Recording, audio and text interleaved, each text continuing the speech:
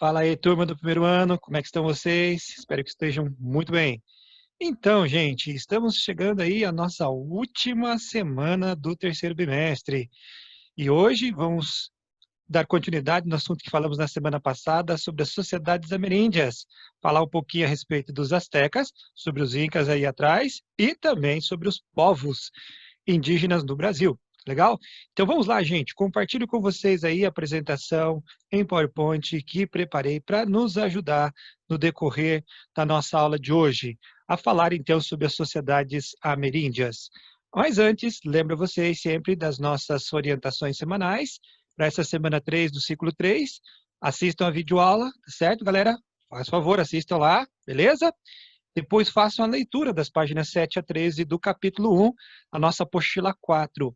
Conto aí com a sua leitura e também fazer as atividades página 15 e 16. Se restarem dúvidas, por favor, participe no fórum, pergunte lá, que eu vou estar lá para te ajudar, tá legal, galera? Na sala virtual também, sexta-feira você pode tirar suas dúvidas através disso. Vou postar sim o gabarito na sexta-feira? Postarei, mas qualquer dúvida você pode me procurar.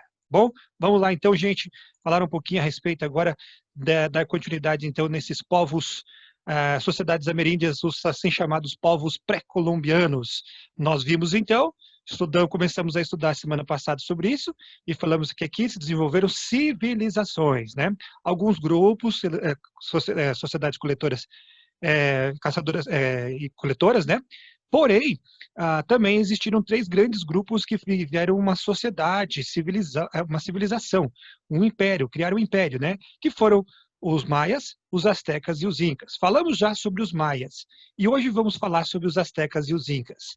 Os astecas. Os astecas habitavam, como nós já falamos na aula anterior, na região da Península de Yucatán, uma parte, sim, porém mais realmente voltado ali para o Vale do México, na região onde hoje nós temos realmente território mexicano, tá certo, gente? Eles vão chegar, dizem aí os especialistas, aproximadamente 1325 nessa região e vão erguer a cidade de Tenochtitlan, ou Tenoch, como é muito mais fácil da gente falar, né? Então, de acordo com os estudiosos, é, chegaram ali a aproximadamente 25 milhões de habitantes, fizeram parte desta civilização que vai atingir o apogeu econômico dela, sabe quando? Político-militar, sabe bem como? Bem na época da chegada dos espanhóis até o continente americano. Isso é bem interessante, né?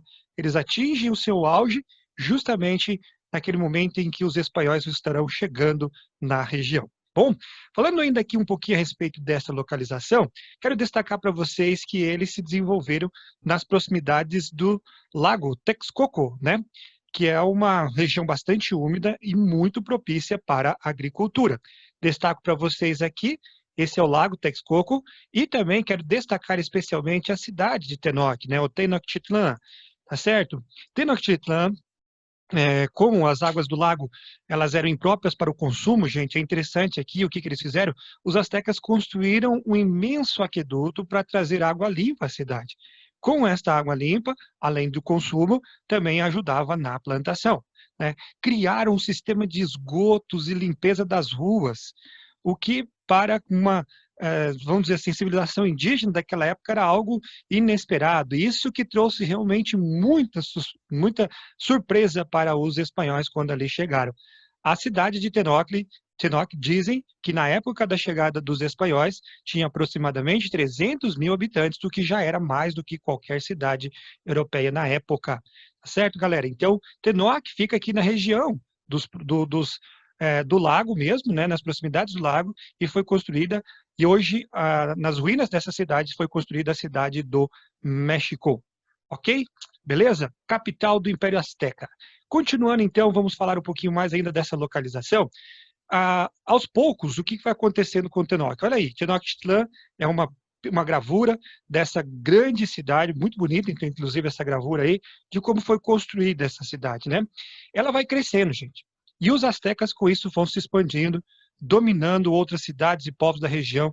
Entre eles, alguns acreditam que os maias, do que restou dos maias, foram também dominados pelos astecas, formando um grande império formado por diversos povos da região, né? o Império Azteca não era uma unidade política, não tinha assim uma mesma unidade política, mas era formado com povos de diferentes regiões e também que tinham diferentes graus de submissão aos astecas. Alguns deles, eles eram governados pelos astecas, outros só pagavam tributos. E, na verdade, a maioria, né, desses que pagavam tributos, eles tinham até uma certa relativa autonomia. Mas, gente, para vocês terem ideia, uma ideia só da quantidade de tributos que chegavam na região, o nosso livro fala lá, numa fonte histórica ali, interessante, que chegou-se ali, calcula-se que chegava até Tenochtitlan 7.000 toneladas de milho, 4.000 toneladas de feijão, 36 toneladas de pimenta, 20 toneladas de cacau, 2 milhões de mantas de algodão, mel, abelha, náguas e assim por diante. Para você ver a quantidade de, né, tributos que chegavam, de impostos que chegavam por essas nações que se submeteram ao governo dos astecas, né? Outros pagavam tributos à força. Não queriam se submeter, mas acabavam tendo que se submeter porque o povo asteca era um povo bastante guerreiro e extremamente violento quando haviam, vamos dizer assim, resistência a eles, tá legal? Bom, dentro da sociedade asteca, nós sabemos que os astecas eram um povo extremamente guerreiro. Aqui você vê nessas imagens os exemplos disso. Os guerreiros águia, que são aqui retratados, e os guerreiros jaguar. Dizem que eram dois agrupamentos de guerreiros que lutavam até com esses tipos de armaduras para representar assim a força de um jaguar e também a astúcia das vezes da águia e a sabedoria desta águia. Então, muitas vezes eles estavam sendo representados aí e assim lutavam também. E por ser um povo guerreiro, eles eram controlados, sim, eram liderados pelos chefes militares. Os chefes militares eram seus imperadores. Na sociedade deles, a nobreza era formada por sacerdotes, por chefes militares, tá? E os camponeses, artesãos e trabalhadores urbanos compunham grande parte da população. As pessoas tinham muito medo os outros povos tinham muito medo dos astecas. Por quê? Porque os astecas, eles utilizavam-se da escravidão, né? E esses aqui serão chamados de tlacotins, vamos dizer, nomezinho estranho, né? Mas é isso aí mesmo, tlacotins, que eram os escravizados. Eles eram prisioneiros de guerra ou endividados, pessoas que estavam endividadas, né? Então, eles eram usados para inúmeras tarefas, entre outras, mas a maior parte deles, na verdade, era utilizados para sacrifícios humanos e rituais religiosos. E esse era um dos maiores medos deles, né? Eles eram temidos pelos outros povos justamente por causa da escravidão que levava, às vezes, ao próprio sacrifício humano. Bom, então, eles faziam esse sacrifício para atrair fertilidade nas colheitas, e essa é uma representação aqui dos sacrifícios humanos realizados pelos astecas. Continuando ainda sobre os astecas, falaremos sobre a economia deles. Essa gravura está lá no Museu de História Nacional nos Estados Unidos. Muito bonitinha aqui, muito interessante como foi feita ali, representando justamente a base da economia dentro da cultura asteca. Eles, além da exploração dos povos dominados, eles também realizavam, a economia deles era baseada no comércio de diversos produtos agrícolas, como também de artesanato. Dizem que eles eram excelentes ourives, inclusive artesanatos com a base, né, de metais preciosos como o ouro e a prata. Tá legal, galera? Muito bem. Continuando aí, vamos falar a respeito agora também nessa sociedade asteca, da sua economia. Ela foi organizada em torno da agricultura, especialmente do milho. O ambiente bastante úmido da região facilitava isso. Com os lagos, pântanos, nesse sentido, permitiu uma agricultura até, de certa forma, boa nessa região aqui. As principais plantações, como eu disse para vocês, era o milho, mas também se plantava feijão, abóbora, pimentão, amaranto, entre outras coisas. Os astecas desenvolveram uma técnica muito interessante, que é essa que vocês veem nessa imagem, que é as imagens das chinampas. O que é o chinampa? É um platô, é uma plataforma. Eles faziam essa plataforma, vocês percebem aqui, flutuante sobre o rio, né, ou áreas pantanosas, e ali eles plantavam vários tipos de cultura, milho, abóbora, entre outras coisas. A facilidade disso é que a própria umidade debaixo, né, ali da água, do pântano, ou mesmo dos rios e lagos, facilitava na produção. Então é bem interessante mesmo essa técnica utilizada, as chinampas, pelos nossos amigos astecas. Bom, na religião dos astecas. Os astecas eles eram politeístas, maias também, e muito parecida a religião dos astecas com as dos maias. E por isso, até, alguns acreditam que houve uma absorção da cultura maia pelos astecas. Uma das principais características aqui que nós vemos estão associados aí, os deuses deles estão todos associados à natureza, como os maias eram, né? Os dois principais é o Tlaloc e o Quetzalcoatl.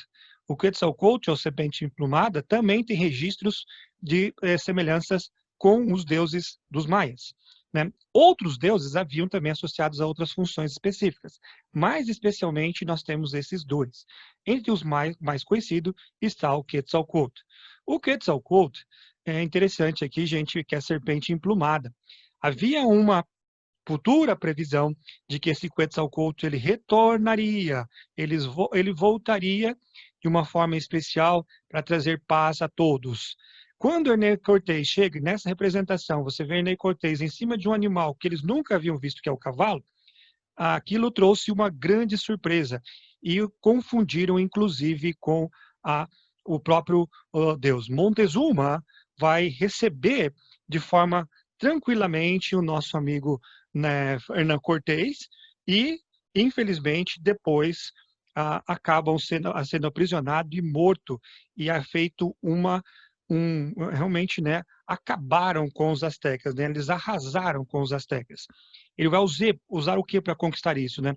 Além das armas de fogo, vai usar também a fome, as doenças, eles foram infectados com a varíola, os portugueses já tinham os anticorpos, enquanto os indígenas não tinham, então muitos morreram por causa disso, e intérpretes que facilitaram a chegada dos nossos amigos espanhóis na região, além da própria profecia do retorno de Quetzalcoatl, ok? Muito bem. Continuando aqui, gente, vamos agora falar sobre os Incas. Os Incas habitaram a região da América do Sul.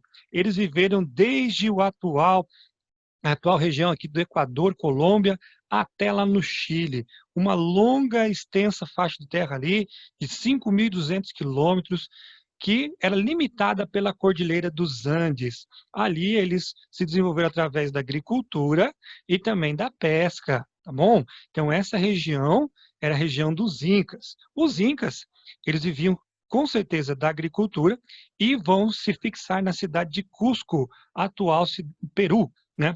Por meio de guerras e também de alianças, eles foram com os povos da região, eles foram se estabelecendo e expandindo os seus domínios até que, em 1438, vão formar um grande império.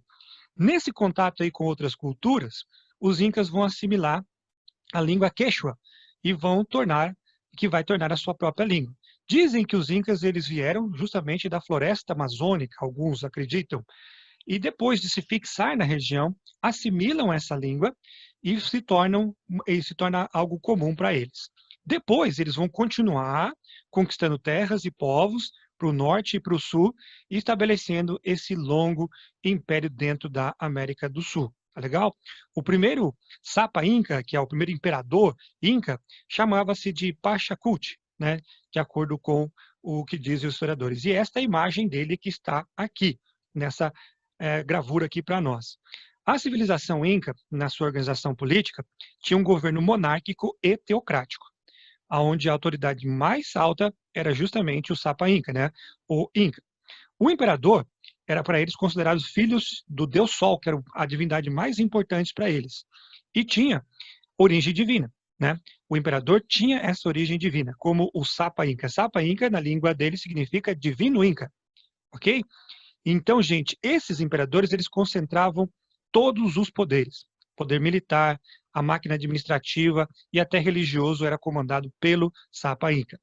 A monarquia inca também é interessante, uma das problemas aqui foi justamente esse. A monarquia não era hereditária, ou seja, não passava de pai para filho.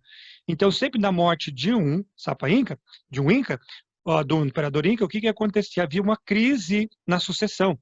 E os historiadores apontam que foi essa a principal razão que aproveitou também, ali naquele momento, nosso amigo Francisco Pizarro, o espanhol, que vai conseguir conquistar os incas com relativa facilidade por causa de uma crise interna para a substituição do antigo imperador.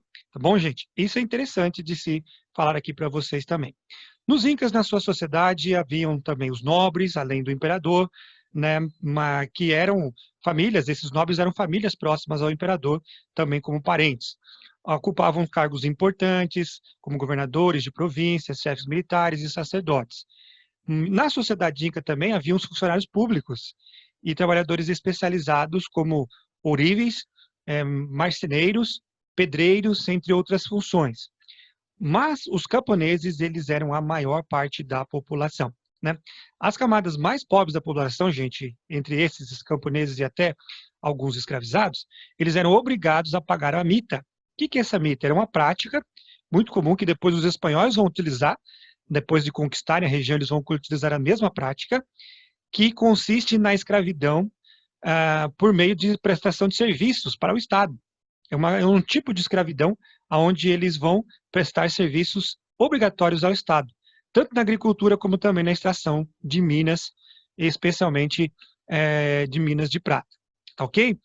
Bom, falando da agricultura, olha só, gente, a principal atividade econômica deles era a agricultura. Ficaram muito conhecidos por isso. Diferentemente dos dos astecas, que são povos mais guerreiros, os incas não eram tão guerreiros. A maior parte dos historiadores acredita que eles exerceram autoridade sobre os outros povos através de alianças políticas. Mas uma das características mais importantes deles foram certamente a agricultura. Eles, por causa da região muito difícil até para a plantação, cortada ali, a topografia não era a melhor do mundo para isso acontecer, né, eles vão desenvolver uma técnica muito interessante, que é a técnica dos terraços. O que eram esses terraços? Eles eram irrigados por uma rede de canais, né, de águas alimentadas por uma fonte natural. Qual era essa fonte natural? Normalmente a neve, né, que descia da Cordilheira dos Andes. Então, derretendo, ela descia essa água e eles fertilizavam esses terraços também com o guano, que são de excremento ou estrume de aves marinhas, em especial do pelicano.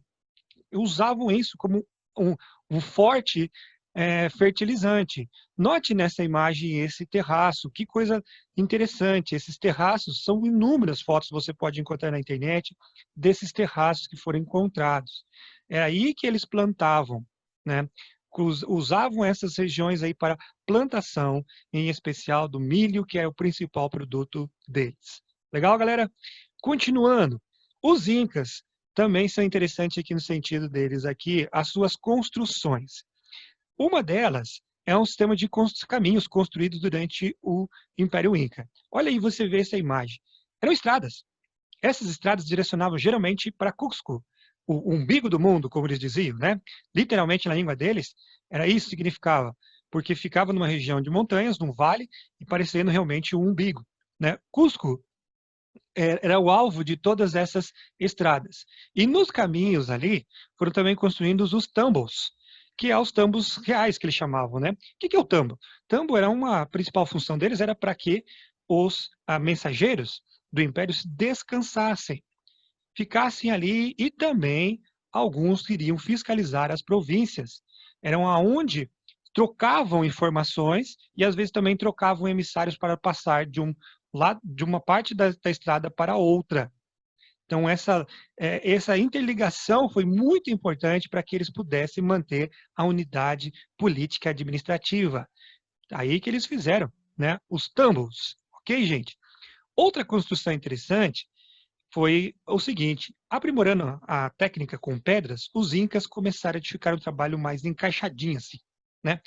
Com pedras aí ígneas, um tamanho diferentemente irregular, mas com formas geométricas poligonais. E o que eles fizeram?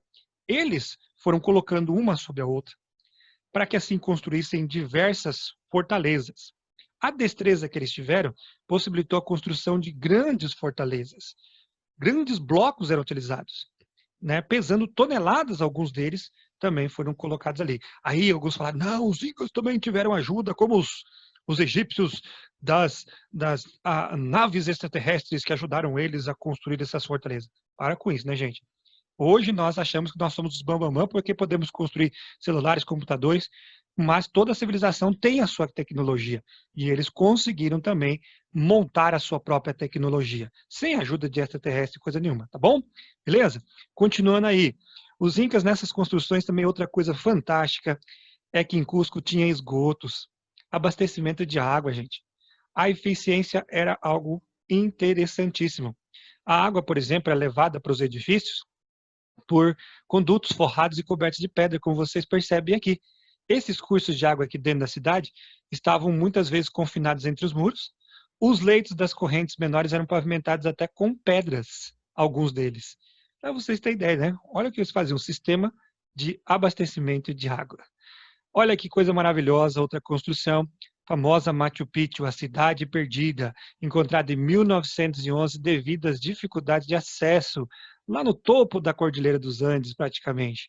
Uma outra construção que você vê diversas dessas técnicas utilizadas pelos incas ali dentro. Bom, os incas na sua religião, eles eram também politeístas, como os nossos queridos astecas, e acreditavam nas forças do bem e do mal. O bem era representado por tudo aquilo que era importante para o homem, como no caso a chuva, a luz, o sol, enquanto o mal as forças negativas, né? Seca, guerra, entre outras coisas.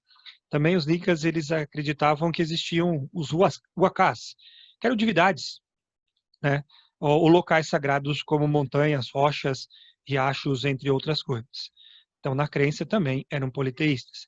E uma característica muito interessante dos incas é a escrita. Na verdade, eles não desenvolveram uma escrita idêntica ou semelhante às outras que nós já vimos, mas eles possuíam um sistema de registro chamados de quipus. Os quipus, ou quipus, sei lá como pronunciar aí, era um cordão no qual estavam amarrados ali vários cordões menores, pequenos, né, e tamanhos variados, onde se faziam diferentes tipos de nós. Aí esses quipos, eles eram instrumentos utilizados pelos incas para fazer duas coisas. Primeiro, para registro contábil, registro de cálculos. Seria a calculadora dos incas, né? Esse seria isso. Então, os quipos seriam isso, a calculadora dos incas. É além de calcular também o censo, estatísticas, região de plantio e armazenamento de grãos, também para memorização desses dados pelos incas. Era a forma como eles utilizavam. Então, virou um certo tipo de escrita para eles. Uma pena, gente, que com a chegada dos espanhóis lá, eles queimaram centenas desses quipos. Talvez nós saberíamos muito mais a respeito dos incas se nós tivéssemos esses quipos intactos. Bom, sobre os povos indígenas do Brasil, estamos terminando. Aí nós temos as nações indígenas aqui, que os portugueses, se encontrarem em nossas terras, destacam-se com certeza aquelas que falavam a língua tupi, como os tupinaquins, os tupinambás, né, que eram habitantes do litoral brasileiro. O encontro com os portugueses inicialmente foi amistoso, posteriormente houve certas resistências. Os tupis dominavam muito a agricultura de subsistência, para o seu próprio consumo, e produziam sempre, praticamente, sobretudo, mandioca, que era a base. A principal fonte do alimento deles era a mandioca.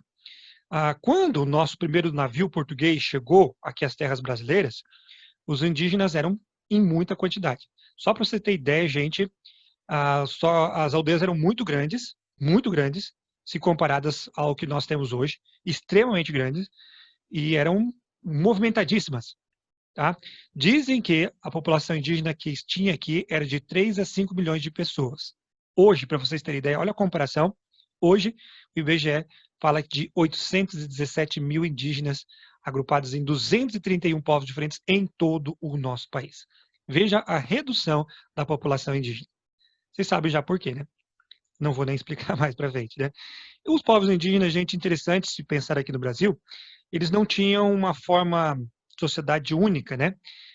tinham diferenças, mas também semelhanças apontadas entre eles aqui. Uma dessas semelhanças é em relação à divisão de trabalho, que era feita por sexo e por idade. Por exemplo, entre os indígenas, algumas tarefas são feitas apenas pelos homens e outras pelas mulheres. Crianças e idosos também ajudavam conforme a sua força e capacidade. Veja as tarefas masculinas: derrubar a mata, preparar a terra para o plantio, fazer armas de guerra e canoas, construir moradias, cuidar de segurança do grupo, caçar e pescar. Enquanto as mulheres, plantar, acompanhar o crescimento das plantas e colher, extrair frutos como castanhas e pinhão, transportar produtos, fazer farinha, tecer redes, fazer cestos, vasos, preparar alimentos e cuidar das crianças. Tá legal? Então essas são algumas das tarefas que tinham cada um deles. Termino falando sobre a antropofagia.